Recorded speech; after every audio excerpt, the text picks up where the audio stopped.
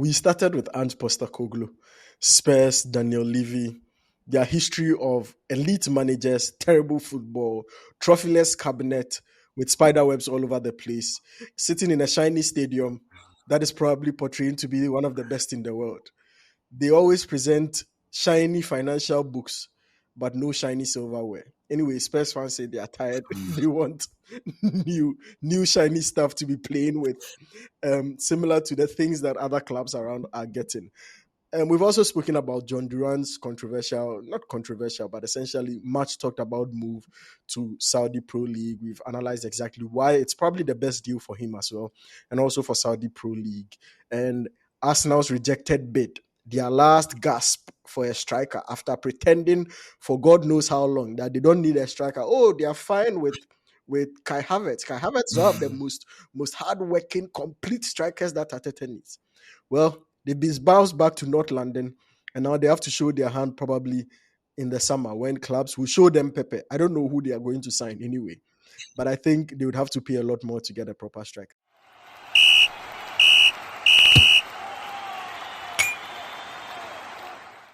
Welcome back to the Shaft podcast. And today's episode will be quite straightforward because for a lot of people who say we've been on United and Arsenal and City for a while, don't worry. Today we're on a different team. We are going to I'm not going to roast Tottenham, but if Erasmus ends up roasting them, that's fine. That's his cup of tea. But because they are London rivals, sort of, so obviously he's going to have some bias against them.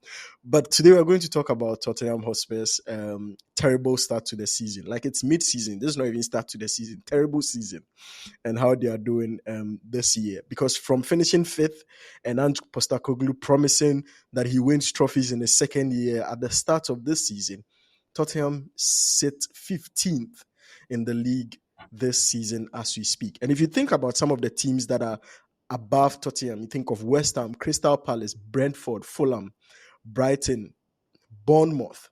These are teams that traditionally nobody would think that Tottenham would have to be struggling to get above them, especially with the quality, with the history of Tottenham being part of the so-called top six clubs and all that. And so on today's episode, we are going to discuss that. And then we are going to also try and give you an overview of exactly what has been trending within the world of sports this week, from John Duran's high-profile transfer to Al Nasser and the money debate about whether or not he moved for money or for career and people feeling disappointed and all that. And Brighton being bold enough to reject 95 million euros from Al Nasser for Karu Mitoma. I don't get why they did that, but okay. And then Arsenal's awkward move for Ollie Watkins, because Aston Villa management were really pissed about the timing of that move and the bid and all that. So we'll explore all those things. Stick with us and you definitely enjoy all the recap that you need in football. Erasmus, I don't know, put your tentacles of bias aside for a bit. Why do you think Tottenham is struggling? Just give us an overview of exactly what you expected from Tottenham this season and some of the highlights of the things or the reasons why you think they are struggling so far. All right, thank you very much, Andrews. To be fair, you ambushed me with this one. You are pretending you are neutral, but you set up an agenda by reminding me that you have a shared. How dare you require me to be unbiased? But just a reminder that these are our biggest London rivals. Yeah. I mean, I'll not deny that we all have to pile on Tottenham. So it's a bit easy to like rely on the cliches and say because I think now is a term. I think one of the things I found very surprising. Let me tell you Yeah. this. One of the things I found very surprising is that I thought the term being Spursy or being a Tottenham or a bottle job was something which only existed within the football Yeah. space and was something which maybe existed within fans of EPL. Because like if someone is in Italy or America, why do they care about Yeah. that? I was surprised, like when I was in the US, to hear someone say, like, you are behaving Spursy. Like it's outside of football now.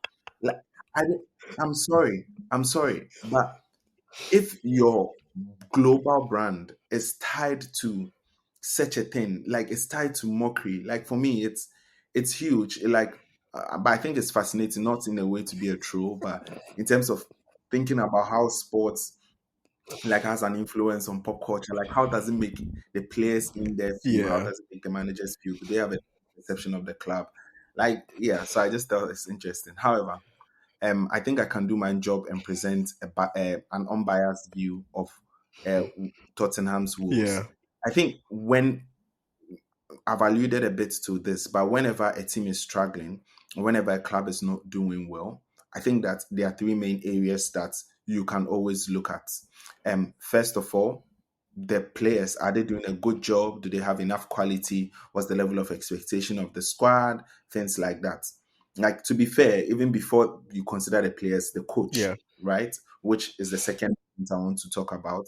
So it could also be the coach. Is he executing the right tactics, and is he inspiring a squad in the right way, the way he's relating to people in the media, that sort of thing? And I think, like, I was also saying, this is usually the first place that people look to because it's the easiest to get away from. The second is the players, because then you can replace the players within the squad. Yeah. But there's also a third and very important element. And this is crucial, especially when we start talking about Tottenham, because in most cases, we don't speak about this element so much. But in Tottenham's case, this is going to be very, very Yeah. important, which is the upper management, the boardroom, and the executives, people who are controlling.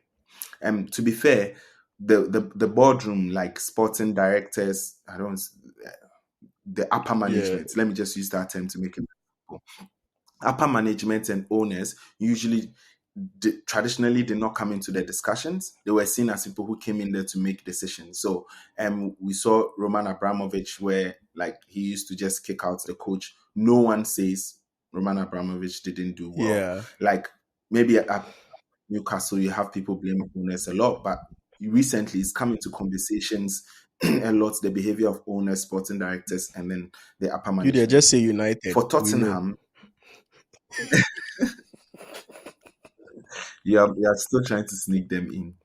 For Yeah. Tottenham, their chairman, which is Daniel Levy, has placed the club in a place where his focus has not been seen to be necessarily football. It's kind of a bit similar to the Manchester United situation, Yeah. but only this is different in a way that Daniel Levy really views Tottenham as a company Yeah. that a company that needs to be healthy.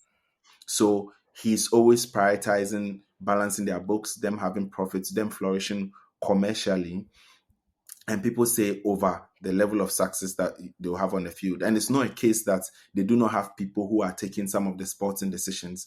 Like Tottenham still has its sporting directors and all of its club hierarchy, but his voice seems to be very, very, very loud, partly because one of the owners, and then also he has a vested interest in making sure that the club does well financially Yeah. because it is tied to his own financial interest. So this is the genesis of all of that discussion, because I think it flows down into the different things, Yeah. right?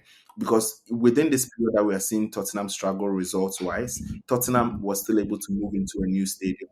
Tottenham, uh, their new stadium is bringing in so much revenue. They've been able to increase ticket prices, etc.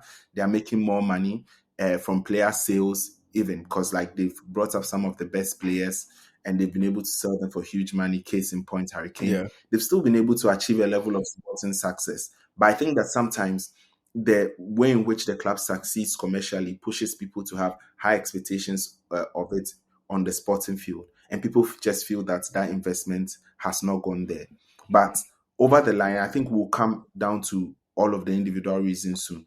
It's quite clear that them selling very key players like Harry Kane, Ericsson, who from the Poch era, these were very, very huge players. These were players who could transform your clubs, has an impact on them, but not more than the impact of not signing players who will complement or who would be able to support these guys. Yeah. Clear lack of investment within the squad.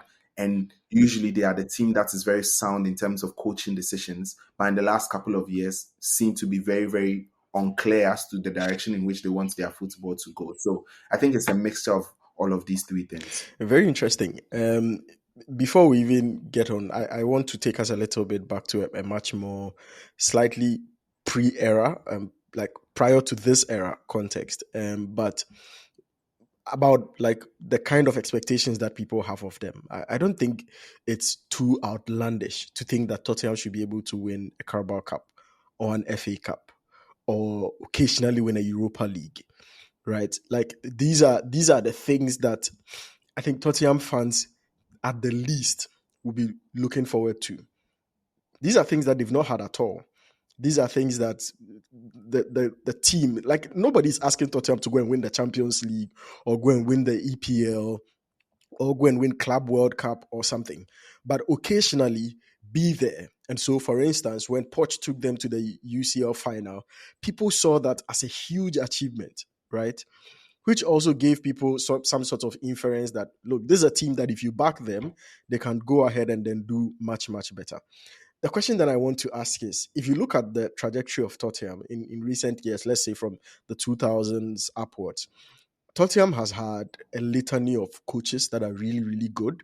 Like coaches, recently I saw a graphic somewhere where they look at Antonio Conte, who is leading his league.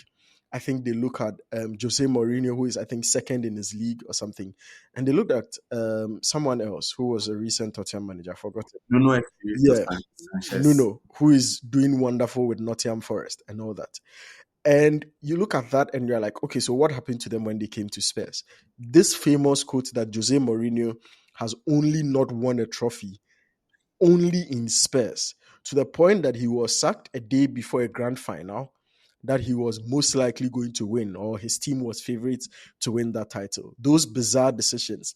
You look at the fact that Tottenham had one of the most lethal strikers in England for a very long time in Harry Kane, have had some of the world's best players through the likes of Gareth Bale, like Christian Eriksen at his very peak and all that.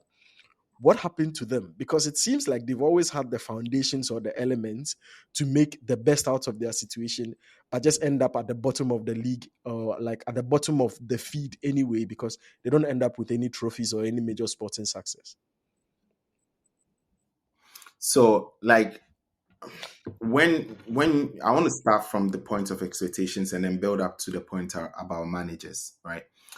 When you talk about the expectations for Tottenham, you need to understand that they've had quite a checkered history, past periods of success, past periods of failures. But in their more recent history, you you know that they're a team that does well, but they're not a team that traditionally is known to win a lot of trophies. The arrival of Pochettino changes that, because before that you had Harry Redknapp. They do a lot of work in there. They brought in Andre Villas-Boas. It's quite clear it wasn't working, but Pochettino changed that. Pochettino changed the image of the team, made it into one of the most lethal attacking teams in Europe. Took a young striker called Harry Kane right from his loan spells in, I think, was it Leicester, QPR, so on and so forth, made him the main striker, benched a guy like Soldado who was so experienced, and then they transformed the team. They became a juggernaut. They went as far as in Europe to an European final. Even before then, they were starting to have their troubles. But you need to understand that that period cast a lot of spotlight on the team, and that is what sets the expectations. So if you were to move the graph just a little bit further, you'd see that it's not a going up thing and them coming down, Yeah. but that there's always been a going up and a coming down. Like they modulate in that way. And I think true Tottenham fans know this. So sometimes, yeah, of course, do they get frustrated with their team? Of course, but they don't expect their team to go out there like winning all the trophies, doing all of the things all of the time. But secondly, I think they also have achieved some significant successes. Yeah. Like, if not for the no trophy thing, Spurs reaching the Champions League final, being able to get quite deep into some of the domestic finals, would still be seen as a good thing.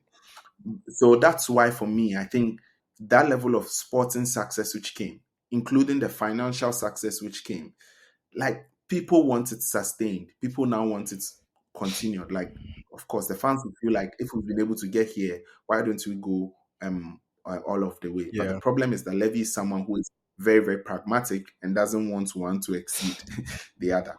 But that being said, the problem with the coaches is they didn't find a way to deal with Pochettino leaving. They had no plan for his succession. and they had no plan of modifying the relationship which they continued to have with him because he was doing quite well, but then he began to struggle. And Pochettino is a coach who typically doesn't like to ask for players, but I think the Tottenham board and ownership was too ambitious in this regard because around the time the team was doing well, they were building a new stadium, which means that they just thought, well, the team is doing well. We don't need to invest in the squad. We can take all of the money and build a new stadium, and it will give us guarantee us future economic success. Yeah. Now that future economic success has been guaranteed, but that lack of investment of the field, it played out so bad that Pochettino had to lose his job. And people say it was an arrogant decision because it was quite clear that Pochettino just wasn't performing because the squad was fatigued. Yeah. They had played this football for 5 years, intense.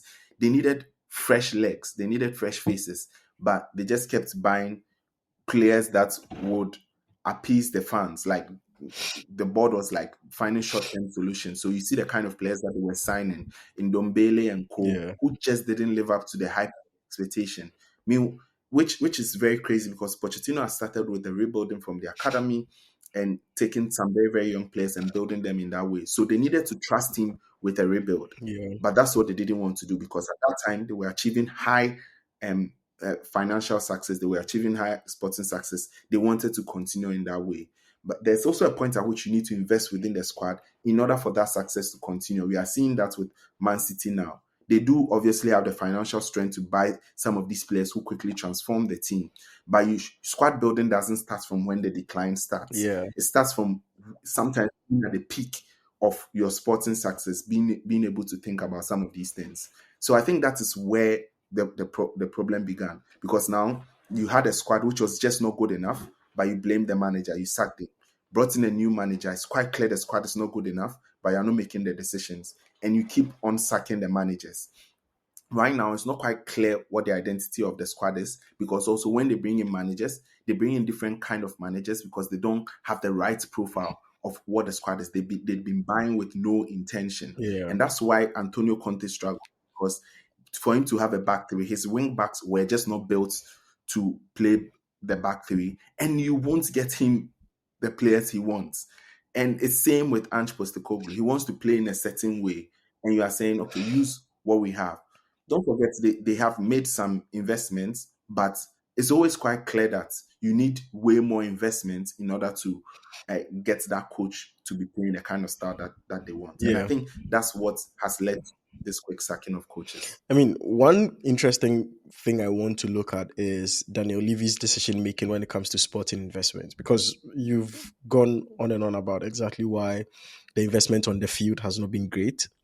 But I sort of hold a slightly less critical view of this because if you look at from a managerial point of view, he's probably also given Spurs some of the best managers in the world. Because we look at Mm. that approach, and you see, there's people have different football philosophies, right? Some people think even if you give an average manager the world's best players, they can perform because the players are great, right? Some people also think if you give decent players to some of the world's best managers, they will transform them and make them win things.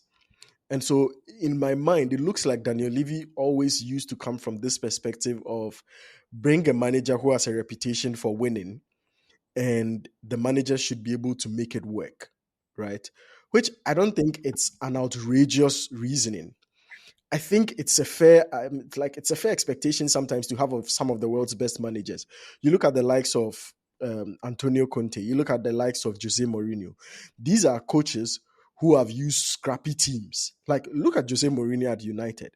He played a Europa League final with his best seven or say eight injured in the stands. These are coaches who have had a reputation of sometimes using the scrappiest of resources to get results. And so, in his mind, probably, and I'm trying to picture out why he's making some of the sporting decisions that he's made. It seems to me like it's like spend big on the manager and he would make it work, right? And it's obviously not paid off, which is a fact. Nobody would say that this approach has paid off. But the question I want to ask is, was this a wrong approach to begin with? And is it outrageous for the CEO of Spurs to then say, this is probably my approach, or looking at evaluating the approach, this has been the approach I think I want to take, especially given that squad building would probably be way more expensive, but paying a coach or signing a manager or something is much on the lower end of the sporting expenditure. And so it's probably a lot more. If you can get the same results for cheaper, why not do it?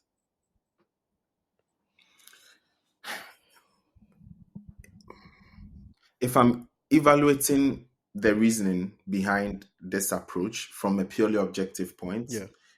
it, it just wouldn't make any sense to me. In the sense that the expectation that a manager is able to do more with a squad Yeah. is is is is is built on a certain premise. Like it's built on certain fundamental truths then you need to accept. Mm. One, that is going to take time. Okay. Two, that you need to trust in potential more than the the finished product, Mm. right? There are certain principles which come with it. It also means that you still need to make some level of investment in order to keep up with your ambitions. So for me, then the actions don't go hand in hand with uh, the kind of outcome that you think that they want. And that's where my diagnosis begins because then I like to think that these owners or Daniel Levy was led by the overwhelming narrative within the media rather than looking at what the facts of the situation was. Yeah. Because let's look at the narrative which was being peddled within the media. This Spurs team has everything, but it lacks a winning mentality. It lacks winners, right? So you sack the coach who brings success and you bring a guy who can let you win. Now, for him, that's the end of the that's the end of the solution. Yeah. But that's what happens when you take decisions based on the narrative instead of what the reality is. Because the reality of the situation is when you bring a coach who loves to win, they would demand a lot, not just from the players, but also from you as the club. So Yeah. they want to see that ambition. And it's been quite clear in the narrative from Jose Mourinho and especially Antonio Conte that the club in general lacks ambition. So you can't bring a title winning coach and not expect him to steer the whole ship. And there's no sense in that. Then there's no sense in that. It Yeah. will mean that he will demand for more investment in the squad, demand for better training facilities, demand for like a whole lot of different things. And for me, even if that is the principle, then like the choice and selection of managers doesn't make sense Yeah. because he chooses Mourinho, then he goes to Nuno um, Espirito Sanchez, who, don't get me wrong, is a smart coach, but looks more like someone who wants to do a Pochettino job, Yeah. but the expectation is Mourinho is on him. Then they bring you say, okay, bring in Conte. He's a proven winner. And he says, I quit. He doesn't even play the game. He just says, I won't do this. Then you bring in Ange Postecoglou, Yeah. who is received very well because he has a kind of football and identity. So there's sort of an indication that there's some squad building which is about to happen. Yeah. But this squad building doesn't happen. Rather, they lose their key striker. They don't buy the striker that they want until the second window. Yeah. They need fast defenders. The fast defenders they have keep on getting hurt, so they need replacements for them. They need the midfielders to play that kind of football. Like, look, it's quite clear. It's quite clear that some thinking is not going on right, I can and for me, that's where I see the mismatch. I can't help but ask you this question because I know Tuchel has a reputation of just being a genius at utilizing players at his disposal, right? We obviously there was some squad building that had gone on right before he entered Chelsea, like Lampard's buying players and not getting the time to utilize them. Tuchel's entered there and then utilizes them, and he has this identity underlining principle that he doesn't have an overall like philosophy that he imposes of play on players. He develops the philosophy based on the strengths of the players that he has. Will that type of a coach fit a lot more to this kind of thinking of wanting to bring in coaches who make the players who are even average look better, right? Because we saw some of these players under Tuchel and post Tuchel. Like you look at them, I see Mason Mount now, and I ask, like, who was that guy under Tuchel? Like, who was he? Right? You see Kai Havertz now, and obviously Kai Havertz is doing well under Arteta, but I don't think he's reached like a Champions League winning level that he was under Tuchel, right? And this cold-blooded finisher just who just finished flawlessly for a Champions League final. And so, Timo Werner. yeah, I'm trying to think. Yeah, you look at Timo Werner, for instance, who is currently at Spurs, and like this Tuchel made Werner look like some superhero, some superstar in that team. And I'm thinking, do you think Tuchel or a brand of coach with the kind of thinking that Tuchel has would have been better for Spurs and a kind of identity that they wanted to create? Yeah, I mean, to be fair, like, yeah, it is true that there are some coaches who are able to get the best out of the squad, which Yeah. they have. So, and which again tells me then that that's not the decision that like Levy has consistently been going Yeah, for. Also, because you can have your own intention, but the market is the market. Like you get what's that's available, true. right? But I just want to point out that any manager is as good as his squad. Like you can make do with what you have. Doesn't mean that it will be enough to win. Okay, okay. Yeah, it's true. Like people are like, but Guardiola is not the greatest because he couldn't have managed, I don't know, like Mines or this. Have you seen the level of success that he's reached? Yeah, Yes, because he went with the talent yeah, and then added his, because his squad is really good. His squad is really good and has always been good. Like we praise Jurgen Klopp, but would you want Jurgen Klopp's career or you'd want Pep's but even career? Jurgen Klopp spent Obviously, money. one has. Like Klopp Yeah, even spent he money. spent He money. spent money on players. It, it was going to be one of the points that I was going to raise because, like, for all you said about Tuchel, the only reason he had PSG, all Yeah, of the best squad in the world, yeah, he he couldn't win it. yeah, For all that you even say about him coming into Chelsea and doing all, don't forget that in the last two windows we've done a lot of heavy yeah. That's spending. what I So mentioned. yes, yeah, we had talent in our squad, and it was quite clear that the squad was underperforming. Let's be Yeah, very honest. Under Frank Lampard, it was quite clear that you can't have this selection of good players who just struggle like this. So me, I think you can only go as far as what your squad is. So yes, maybe you can get a manager that can get a little bit more out of the squad, yeah, but I think that ultimately you need to invest in the manager's principles and his ideas. And if the players don't even see you doing that, like there's no way they are going to give off their 100%. yeah. Before we pivot into the current Tottenham squad and exactly what is wrong with it and why they are facing some of the challenges and being 15th at the on the table, the question I have is: do you think Daniel Levy is sitting there and pinching himself really hard and thinking, "Why the hell did I sack Jose Mourinho a day before a grand final?" It was a question. It's the thing about egos. That's what people forget. It's about egos. Daniel Levy has a lot of ego. I don't think he's there pinching himself. Jose Mourinho also has a lot of ego, and I'm sure he's probably happy that yeah he sacked. Yeah, If he had gone to win the trophy, Mourinho would have been in trouble, yeah. in a lot of trouble.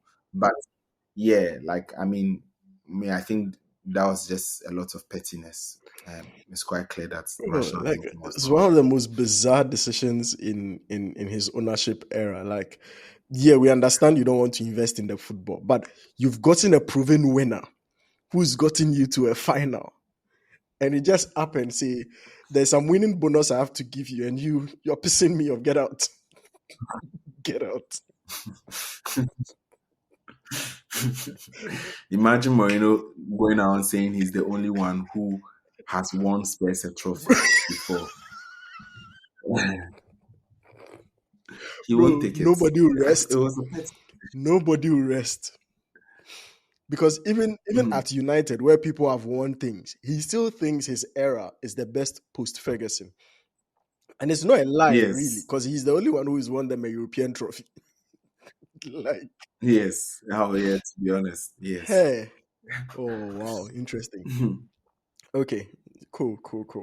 Let's go into the Tottenham squad now, and I want us to start first of all with Ange Postecoglou, and I want to start with him because it ties into the questions I have about the squad. We all say that yeah, he needs to replenish his squad.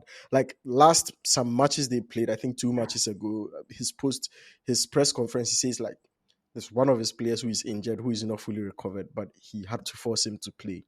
And when he reaches that point, like you can clearly tell that the squad is depleted, right? Like some of the injuries that they have, even Dominic Solanke that they signed for some big money in the summer, who is doing really well for them, trying to settle in really well, is injured now. And in the past days, they said they were in the market for Matis Tel from Bayern.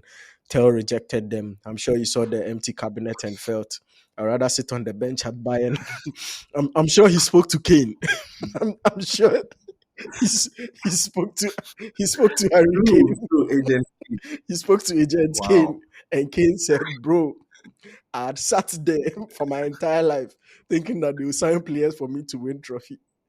I'm still here, so I beg you, if you love your career, sit down."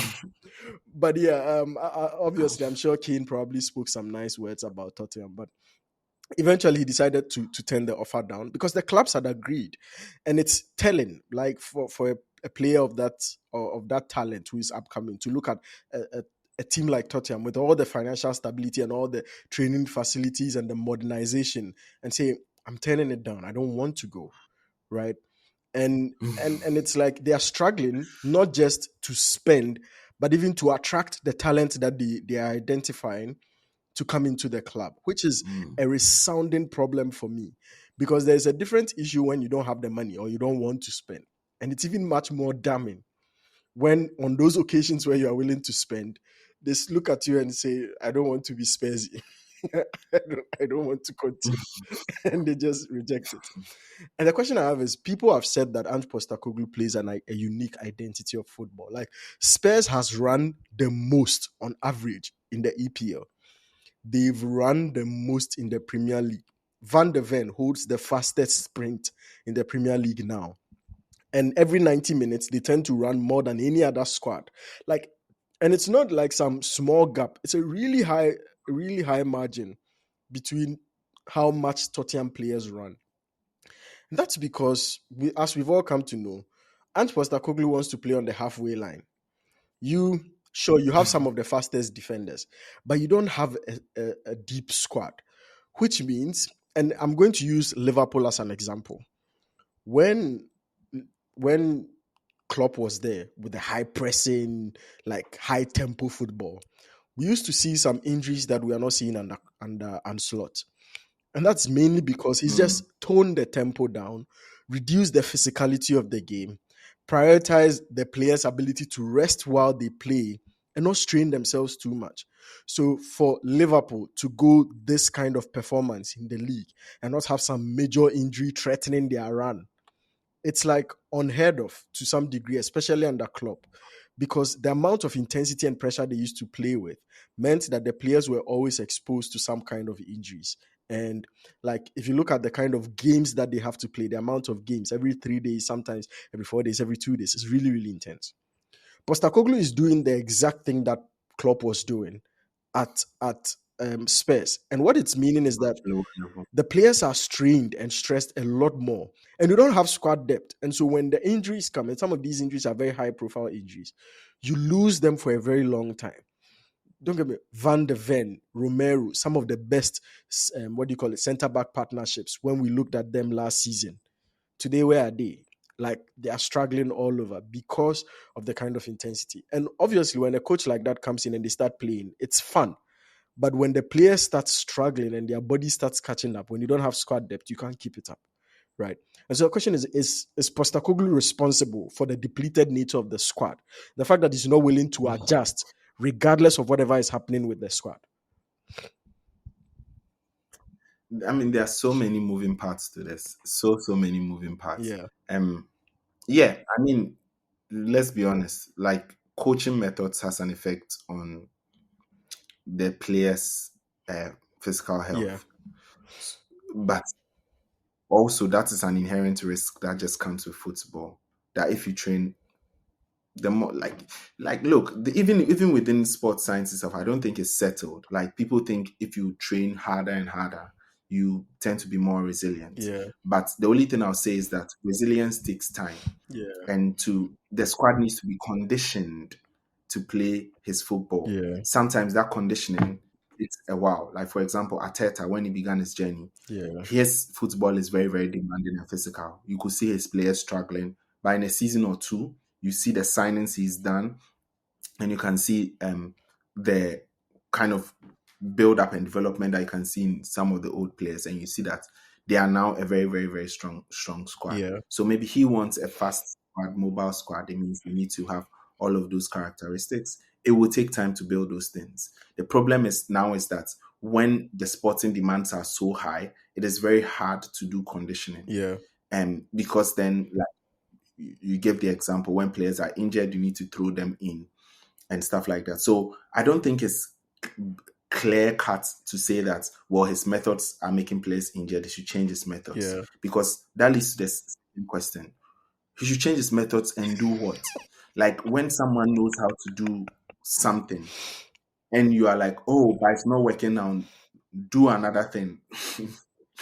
They're like, what should I do? Because then that would mean they are doing something that they are not comfortable with, they are yeah, not super good at, which mean that they need to imagine he just sets up with a back three one weekend and he goes 7-0. He won't come back from that. So this is what he knows how to do, yeah, and at least he can say, look, it's working, but the play I don't have the players to do it. It's makes sense for him that way. So like just like with Klopp, like everyone kept on saying, well, drop the high line. yeah. Like Stop the gang drop pressing. your strike.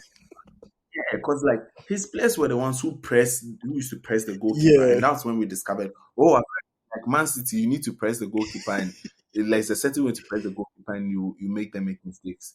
Like he was one of the first guys who be pressing goalkeepers, press all across the pitch, yeah, and it was quite clear he had the toll on the squad, but he didn't care. That's how he wanted to play. So when you know how a manager wants to play, and you are not doing what would help him. So it's the same standoff that we're having right now at Tottenham. yeah, But once Postecoglou changes his methods of football, be like, yes, you've adapted, sensible man. So henceforth, that's how we are going to deal with you. yeah, We make sure you adapt to us. He's like, if I do that, I won't succeed. So I'd rather you sack me on my own terms than change my football. yeah. I mean, I think there was a similar situation with Ten Hag at United as well because when he came in, the injury record at United was got so bad, especially in the second season. People were saying, it's injuries. But if you look at the interviews that were granted after he left, and I think it comes from what he did after the series of losses in his first season, and then he made them run real to cover the difference in the distance, and then he got the result out of them. In his mind, the philosophy that he eventually stuck to was, if you are not doing well, I'll make you train the hardest on the training ground. And a lot of these players then Mhm. said they came to the pitch exhausted. Like on match day, they came exhausted because the amount of running they would have done in training, and every single loss meant you double down on the process, which means you train harder, Oh, you do a lot more runs. And so you look at some of the injuries that he got, and I sit back and I'm like, it's not surprising why his squad was always depleted, and he claims he never had a stable squad. Just case in point, look at Amorim and his United squad. He's gone half of the season, or like I think a couple of months or so, without a single new injury, right? Any major injury mm. to exactly the players, the same players that couldn't play, the same Martinez that couldn't play more than at some point 3 games under Ten Hag without going injured. Obviously, it's a matter of strategy and a matter of prioritization because you look at it, Amorim probably will tone down a lot more on training intensity, but he wants you to understand the principles and the requirements. And then on match day, he wants Mm. you to put in that effort and deliver. Ten Hag was the reverse. He wants you to do 2 times what he wants on the pitch in training. So that when you go on the pitch, you have sort of some resilience to do it. But the human body doesn't always work like that, right? And I think that's the difficulty with also some of the things that Postecoglou is doing. And that being said, do you think this Tottenham squad, like when all players are fit, it's a squad that can compete? No, but it's been quite clear that when all of them are fit, they're a squad that's really, really good. Like we Yeah, saw what they did to Man City. We saw like some of the performances that they put against the top sides. Like even recently against Liverpool, yeah, at their home ground, the FA Cup. Like they turn up. So that's what makes the Ange Postecoglou story sad for me, yeah, because it's very clear. It's very, very clear that when he has all of his players, they do well. Are they perfect? No. Some games they don't turn up and everything. But yeah, it's very clear that most of his woes now are down to the injuries. And when the players are there, he produces good yeah, performances. And I think that's also what makes it very difficult to sack him at the moment, yeah. because people know that he's right. And I feel Is it it's not paid another to a Ten certain Hag? degree. Because Ten Hag used to say when he has his players, he performs. No, but like this time he actually does, like Postecoglou does. You see, some of the performances that Postecoglou has pulled out, Ten Hag has never It's got insane, them out of his actually. play. Yeah, it's insane. He went to Man City and he sat on them. He didn't defend. He outplayed them. Yeah, So for me, like quite clear that if you give him his players, he would like would he win you the EPL? I don't know, yeah. but I think he'll perform way better than he's doing now. So one final question on Tottenham before we move on to discuss some of the rest of the issues for the last 20 minutes. Um, I want to know, what do you think should be the approach of Tottenham? Should they keep Postecoglou? Should they sack him? Should they invest in him, as in double down and buy players for him? Because remember that Daniel Levy is also known for quickly just disposing of managers. And so if they double down and it still doesn't go well, he leaves and then a new manager comes in. Would that manager require that profile of players? What exactly should they do? They find themselves in this puzzle. And I think this is also key to sort of restoring the attractiveness, not from a business perspective, but from a football perspective of Tottenham as a club. So yeah, that's what I wanted to point out, because it's not just a case of sacking him and bringing someone else. Yeah. It's who do you replace him? Um, life life is on the comparative, like I always say. Philosopher one. It's not like choices are made on the comparative. Yeah. Like there's never like blanket choice. If you give some this guy Levy a blank checkbook, of course, why wouldn't you fire him and bring in like a Guardiola? You would always do it. The point is that who would be willing to take on this squad after, especially after seeing what's going on here, seeing that you are not going to invest in the squad? Yeah. Most likely, it would be managers who, not to disrespect Ange, but managers like Ange who are very, very talented but have not had the opportunity. Yeah. They'll think, okay, yeah, well, if I go there, I can do something and my reputation is not too much at risk. But what I can tell you is that very, very top managers won't risk their reputation Yeah. to join Spurs. Most likely, the only way they will do it is by having an agreement that there'll be an investment in the squad, or promise of a sum of money, Yeah. promise of some action within the market, and things like that, which, to be fair, is what happened with Conte. But the things didn't materialize Yeah. because they kept giving him excuses. So my own is they will not be able to attract a top manager without that promise of an investment. Yeah. And if they expect someone to come work with the system, it won't be a high profile manager. And when I consider those range of managers and I look at Ange, I'm like, this is a grade A manager Yeah. that, because of some circumstances, diamond in the rough. Like, why wouldn't you like invest in him? Why wouldn't you bet on him? Yeah. Like, at the very least, why wouldn't you give him what he wants? Yeah. Interesting. Erasmus says his North London rivals should double down on Ange, who is keeping them 15th at the table. Guys, I'm not sure whether this assessment is from his heart of hearts, of a place of objectivity, or it's actually his malicious approach towards Arsenal that he's turned onto Spurs in this episode. But yeah, thanks for the assessment as well. I think you are being objective. I mean, I think God it's knows my heart is pure. Anyway, let's go to some of the news that have been circulating a lot in the world of football today.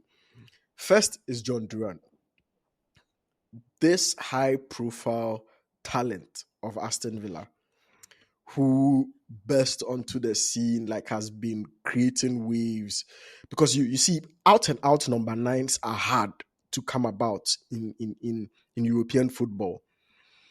Harry Kane is under contract. Haaland is under contract. Who else?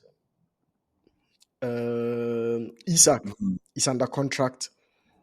Yeah, I, Lautaro Martinez. yeah, Lautaro Martinez, Dusan Vlahovic, Ivan Toney went for Saudi Pro League. Um, Even Ollie Watkins, right? Like strikers are so hard to come by. It's left the likes of Liverpool with Nunes. Hmm? It's left the likes of United with Hoyland. Like the striker market is so harsh on European clubs. But here we are with John Duran, who is like a very, very promising talent. And all these top clubs sat around, and Al Nasser came, paid a huge sum of money to Aston Villa, agreed a deal from I think 50 euros a week to with taxes to his wages now being 300 euros a week without taxes, tax free, and he's gone. First of all, Mm. why should European clubs sit around and watch an already non-existent striker market get punched from beneath and whatever dust is left there just drawn out? And why did Aston Villa also let him go? I think there's a particular theme. There are a couple of themes here. Yeah, First off, with Aston Villa, like from Aston Villa's yeah, perspective, whether they would have loved to keep someone like him and what their relationship is with him. And then the second theme is around young players moving to Saudi. yeah. So I'll talk about these two things. Okay. First, you need to understand that like Aston Villa had Duran in this position where I think their relationship was not great because he's one of their players who came through the ranks, and it was quite clear that he was very, very good. But he's not a player who necessarily like was shining at that youth level and stuff like that. Aston Villa literally like um uh, were the one who put him on, right? So they also feel that sense of maybe an obligation or loyalty from the player to an extent. If you've become hot now, like we still expect that you give us some of your service, because remember that he burst onto the scene at the latter half of the season last year with some crucial goals. Like he's someone that I'd been hearing about, like in the academy, he was doing really, really well. But Aston Villa were keen to keep him, and it made sense because Ollie Watkins is 29. And me, I would have thought they sell Watkins and then give Duran the keys. Bro. But I'm sure they also feel like this should be progressive, right? However, Duran's stocks had risen too high to a point that I was hearing, and of course, don't quote me on this, I was hearing that he was saying he should be the main man ahead of Watkins. Like he didn't Oh, think Watkins was necessarily better than him. yeah. Yeah. So make I want to play. Like my honest, I want to play, and it makes sense. Like if it's a young number nine, hungry, 21 years old, like we saw what Haaland was doing at 21. We're seeing what Hoyland is doing at 21. So Uh, very soon by are we 23, seeing what we need to Hoyland have is been doing at settled. 21? At least what he was doing. Um, He did where? I don't. You always What he you was always doing want to where? do this. Hoyland. Hey, I'm not part of this. Ah, You can pick on this no, let's later. say Let me Harry finish my Kane submission. or like Hoyland, Mbappe. Aha, Hoyland. You there? It's okay. Let's continue. No, but the point is that he didn't want to wait Yeah. because he also knew that he was hot. His stocks were going up, which meant that people are more likely to offer him more. So Villa were locked in a position where, in order to make him stay, they had to offer him an improved contract. But I think even back then, he still underrated how hot he was, because what I heard was that the improved contract was only just, I think, was it 80,000 or 160,000? I'm not sure of the number, but it wasn't Yeah. like a ridiculous amount. Yeah. I think it was 60,000, from 24,000 to 60,000. And it was like, we're going to pay you this amount so that you can stay. And if a good opportunity comes, we're going to let you go. And obviously, I think Duran was sensing that the club was not going to move on from Ollie Watkins, even though he Yeah. was 29. He was still being trusted. Ollie Watkins didn't have a huge and big desire to move, because sometimes in these situations you can have a striker say, "Look, if I was Ollie Watkins, I would have moved so that this young guy takes over." But I'm sure the club thinks You this know, is someone who we are very, very the sure. interesting twist about John, it is before John Duran's deal was finalized, Arsenal sent a bid for Ollie Watkins. And in my mind, yes, I don't get why he didn't. I get why the club is a little bit because obviously, like Oli Watkins, they can't let both Duran and Oli Watkins leave. But from a strategic point of view, I don't get why you get one older striker who is going to be off his peak very soon, and one younger striker who is going to hit his peak in a season or two and do wonders for you with the kind of stats that you've seen, and you choose to sell off the younger one. I have two words for you: Yeah. pure profit. Pure profit. PSR, Charlie. Ah, yeah, I get what you Yeah, mean. pure profit. I mean, what I think Watkins is also from the academy, but like, if you think about it from Aston Villa's perspective, Duran was not going to stay. Even if he stayed, you made him the main man. He just had that attitude where he thought he was one of the best in the world. So if he's one of the best young strikers in the world, he wants to play for big teams. Yeah, So I think ultimately he would have caused chaos, in the sense that even if you sell him, you want to be giving your biggest contract, things like that, make him feel very, very important. yeah, And that wouldn't augur well for like team dynamics, because I know Aston Villa is also one of those teams who yeah, are quite pragmatic.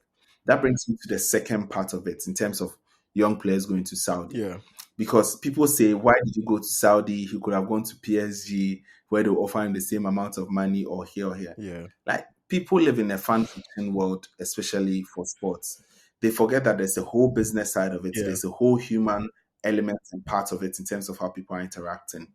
This player, as good as he was, as good as there was a lot of interest, no one had made any concrete offer for him yeah, as of last summer, as of this window.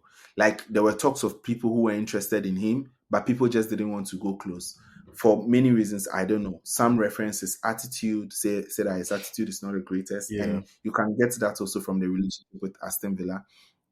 Some also say that Aston Villa view him as their guinea pigs, or no, not guinea pig, as their diamond.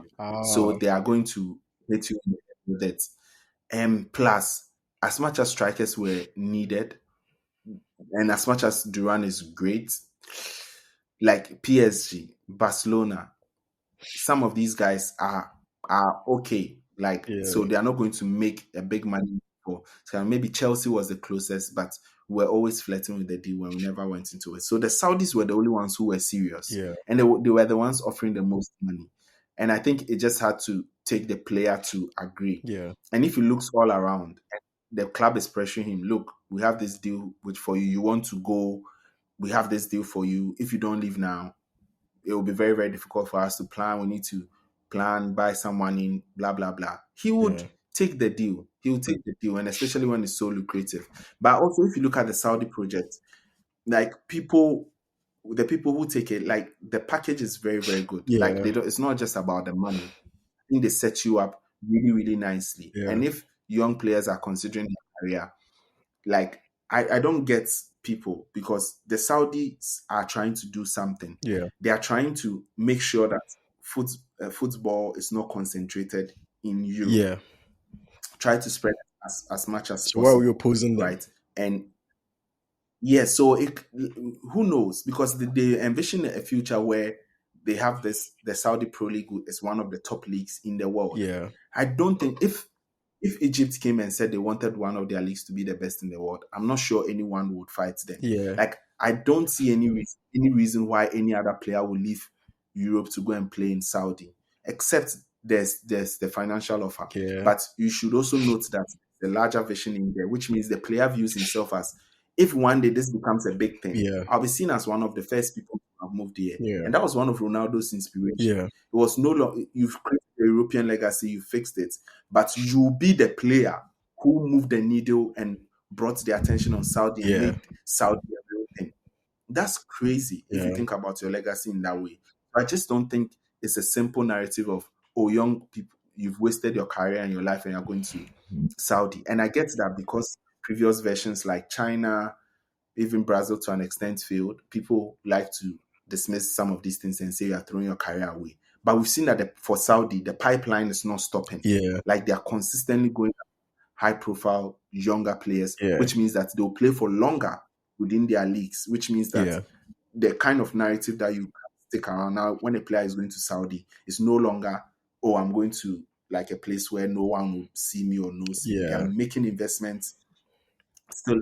Speciality, we are still seeing some of the players doing well, some of them like building up and things like that. So yeah, I Interesting. think I it's I way mean, more a nuanced than few more things on this, and then we can shift.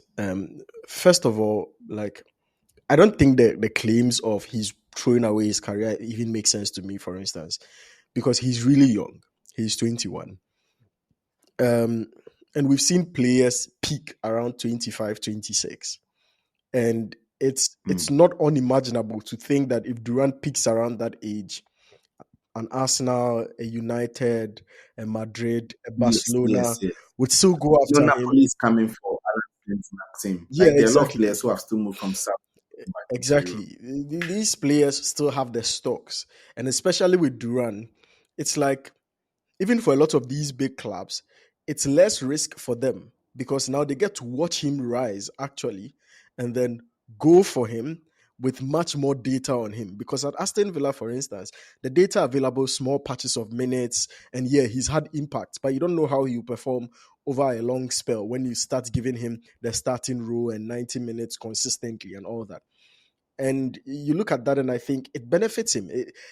I think it's actually one of the best decisions to move to Saudi at such an early age, because then you have Mhm. 5 years ahead of you to actually prove yourself, raise your stocks through the roofs, and then come back to European football when you're really, really top notch to come and dominate. And mind you, which club in Europe's top leagues would bet on a 21-year-old of Duran's quality, even though we describe him this way, and give him 300K a week? No club would do that, right? No. So for him, it's not risky. It's like he gets the highest financial reward with minimum risks to his career damage, grow his career to that trajectory, and come back. If he makes the bags early on and he comes back to play for whichever team and he even has to reduce his salary, he doesn't care, right? So I think the decision is being viewed with such tunnel vision that makes it like makes people think that this is a terrible decision that he's made. Yeah, I think that's a very brilliant observation. I think one of the things I always say is that when you see someone make a decision, like don't be quick to explain it off. Like especially if you think this is ridiculous, Yeah, you need to understand what might have been the thinking that went in there. And I think this can be a proposition that they sell to someone easily. yeah, As a young player, you take this. you And he's definitely not the take first this. young player to go there. Yeah, Yeah, Chelsea sold a player called yeah, Angelo Gabriel. I think he was 19 years, sold him to Saudi. And he's doing well. He's doing well. Like I can imagine that over there he gets to play more, yeah, gets to build up. And by the time he's 23, if he's really, really balling, you hear European clubs start circling around him. He yeah, can come and play for all the legacy and whatnot. But even so, he also takes a bet that this league will get better. yeah, And if this league gets better, it also becomes an option for me to stay here and do something yeah. different. And I mean, you look at the opportunity to play with like one of the not even one of the most lethal goal scorer the world has ever seen in the world of football, in Cristiano Ronaldo, who is Yeah. still playing now. And for a 21-year-old to have an opportunity to understudy him, to play with him, to train with him, to understand his movements and how he thinks about the game. Like for John Duran, there's no negative risk involved. If there's anyone taking a bet, it's Saudi. They're actually the ones bearing a lot of the Mm. risk here, right? If it turns out Yeah, that he's a one season fluke, he's still under contract. He still has his money. yeah. Like you get it. Mm. So obviously for him, I think it makes a lot more A lot sense. of Yeah. Yeah, one obviously also with you saying Saudi has changed their approach because I think initially they were signing veteran players who wanted to come and retire. Then, yeah. like you said, they realized that reputation is not good for them. So now they started going after prime targets, going after players who are still Ah, at their peak, who are even now yet to hit their peak. And let people understand that look, we are not making here some hospice, some retirement home for players to come around yeah. and come and die out their career. No, we are making this a league that is competitive. So come around. That's it's for me the strategy is brilliant because these younger players are much cheaper. Yeah, Like John Duran was giving 300k. He will, before he earns 300k, he has to be like 27 you get it. or something You like get that. it. And if he was 27 or 30 moving from Europe, he would have been on 300k already. Then Yeah, you have to offer him 600k. yeah. So you get, even though you offer a lot of money, it's It's still still much much cheaper much for them cheaper for compared them. Yeah. to And you look at like the bid they made for Mitoma, because initially they bid 50 million euros and then Brighton rejected. Then they bid 95. 95 million euros for Mitoma. And Brighton still rejected. And I think Mhm. like Brighton fans, I'm making a bet now. I think 2 years down the line, Brighton fans might regret this decision not to sell Mitoma. Be- Oh be- yes, so definitely Because I do also that. think like Brighton is a club that is known to replace like recruitment talent and always have a pipeline to replace people. I don't get why you get this because nobody in their right senses would ever come. Don't get me wrong, Mitoma is a good player, but I don't think he's hit the level of Vinicius Junior, Mbappe, Haaland, these top players that you go around and say 95 million euros. So if Brighton had any better opportunity to make a return on him, it would have been this amount. But they said they wanted to keep the player. So all the best to them, Charlie. Yeah, I mean, and they've had that position for long because people keep sniffing around Mitoma, Yeah. and people think because Brighton, like Brighton, okay, that's the thing. Brighton is a smart club, so when they make a decision, I like to think reflect Yeah, about it more, exactly. and I think Mitoma is worth more, like also to them, right? Because like he is one of the best players in their squad. Yeah. But it's quite clear that Mitoma also needs to, for us to see the full extent of his abilities, he needs to go into a squad that Yeah. plays to his strength, but like also I think complements he's him hit with. a ceiling sort of at Brighton. Or there's Yes, like little yes. Me, room I for feel like any in the wonders entire anymore. yes, because I'm like, yeah, what we see is what we get. Like Yeah. I know he goes on injury and stuff like that, but are we really, is there something we've really not seen? I mean, I think maybe that's their belief that there's still a part of him that can be very, very dangerous. And Yeah. I think, yeah, injuries and things have restricted him a bit. But like, would I die on this hill? Yeah. I'll take the 90 million, but Yo. yeah. Anyway, one final one on Arsenal, another North London, another London rival. They are probably the people you hate more than Tottenham. Because Tottenham are 15, so you don't care.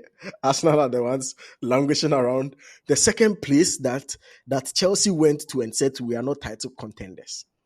Chelsea went there. We are not. But we are not. It's proving Wait, a quick question. Do you guys regret? Because some people said that rhetoric normalized mediocrity in the squad. Even though it was trying not to pressure them, it sort of normalized mediocre results that they could have been harsh on themselves on and gotten better. They were like, yeah, it's okay to get a draw here. It's okay to get a draw here. It's okay to lose this game. Do you guys regret that narrative that you guys spun around for a bit? I'm usually quite cautious of very simple narratives and simple explanations like that.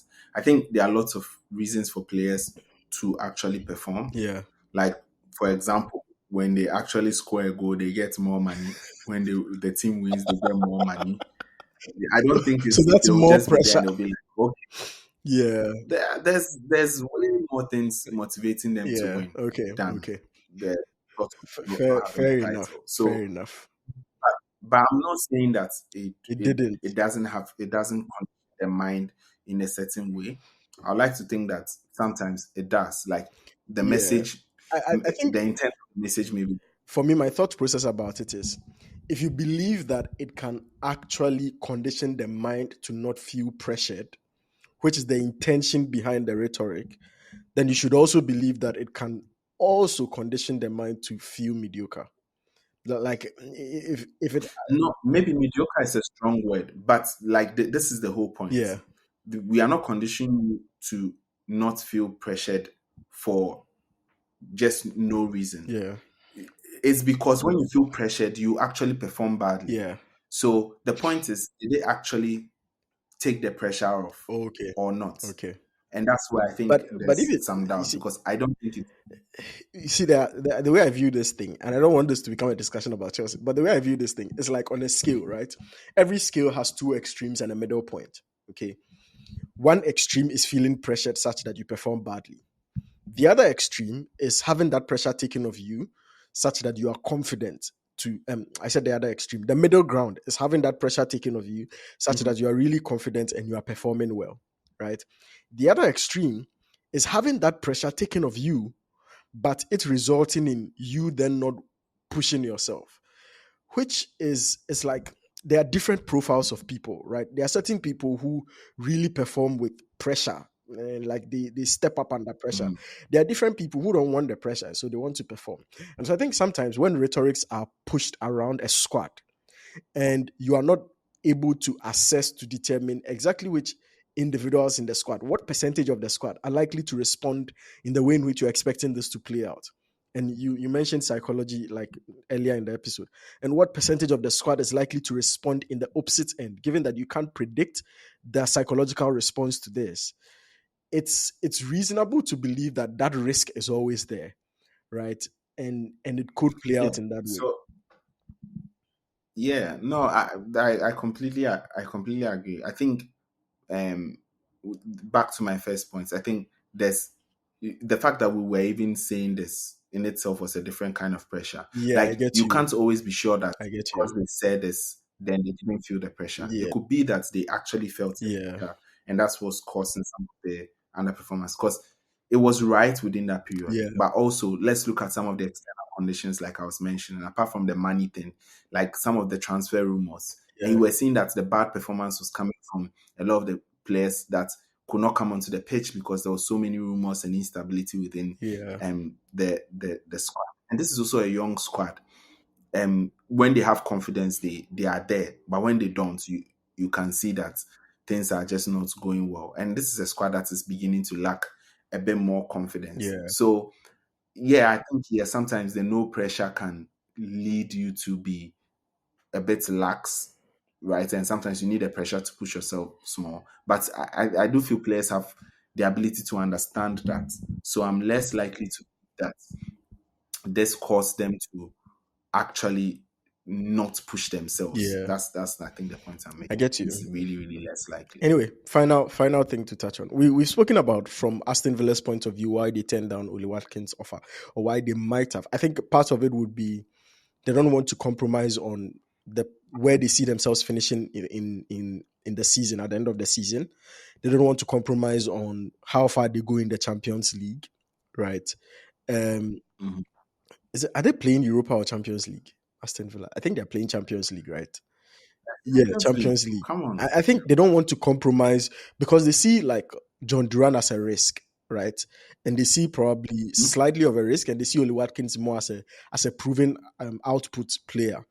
And so for them, more assurance of how the season goes would be keeping Watkins and selling on Duran, which they've done. Fair enough. But Arsenal, after spending 7 seasons looking for a striker, decided that after Aston Villa were close to agreeing a deal with Al Nasser for John Duran, that's the time they've been able to polish up, look around, polish up and file, get an offer, a deal, and go and present it to Aston Villa for Oli Watkins. Like, first of all, I think which club in their right minds would see that John Duran deal happening and go along and say, we want Oli Watkins too? Like, it's most likely not going to Maybe happen. maybe it's also their way of stopping the John Duran Well, deal yeah, because it could have if swayed the interest if anyway. yeah, who knows? Maybe they were also in the race for John Duran and then just Ah, switched to Oli Watkins well, yeah, at that's the true. last instance. Said maybe yeah, if they feel like the club has a preference to keep John Duran, because John Duran was playing for a couple of games, they were Yeah. okay. Yeah, so my So question is, where does that leave Arsenal now? Because obviously Aston Villa is not going to accept the bid for Ollie Watkins. They turned it down, especially also because the bid was like presented right before a crucial Champions League game. In fact, it's reported that the higher hierarchy of Aston Villa were unhappy with the approach of making the bid and creating a frenzy in the media when they were just about to play a game and all that. So where does that leave Arsenal and their hopes for getting a striker for the rest of the season? yeah, I mean they've showed their hand. For me, that's what it means because like they've been pretending all along, oh, we're Yeah, fine, yeah, but they've yeah. showed their hand for Now the a market will striker of punish Oli them. Watkins.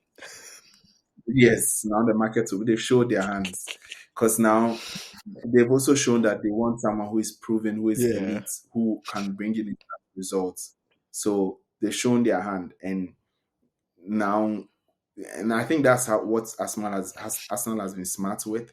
They try not to get linked with players to avoid the speculation and yeah, just jump on with the right number. yeah. But I think the key difference here is that Oli Watkins doesn't want to move Yeah. for whatever reason. Like if I think I don't know, for whatever reason also he doesn't I want feel to. maybe he feels like if you look at Aston Villa and Arsenal now, I don't think there's so much of a footballing difference. Like, sure, Mm, Arsenal has done well, but I think there's this resurgence at Aston Villa that gives players the assurance that they're also as a top club. They are playing Champions League football now. What can you tell them? Like, yeah, like really, what can you tell them, right? true, And they would probably trust true. Unai Emery more to bring in a trophy much sooner than they would trust Arteta to do so.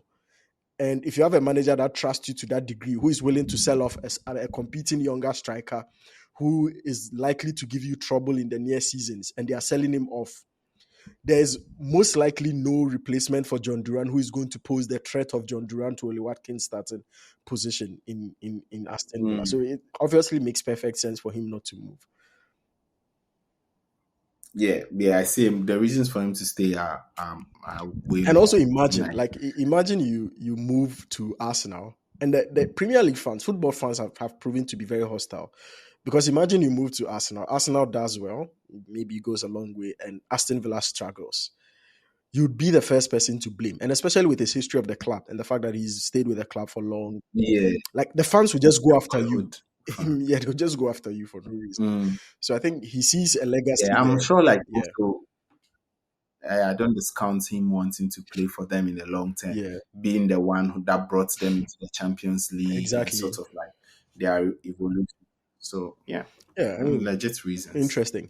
Thanks so much for joining us on this episode. We started with Ange Postecoglou, Spurs, Daniel Levy, their history of elite managers, terrible football, trophyless cabinet with spider webs all over the place, sitting in a shiny stadium that is probably portraying to be one of the best in the world.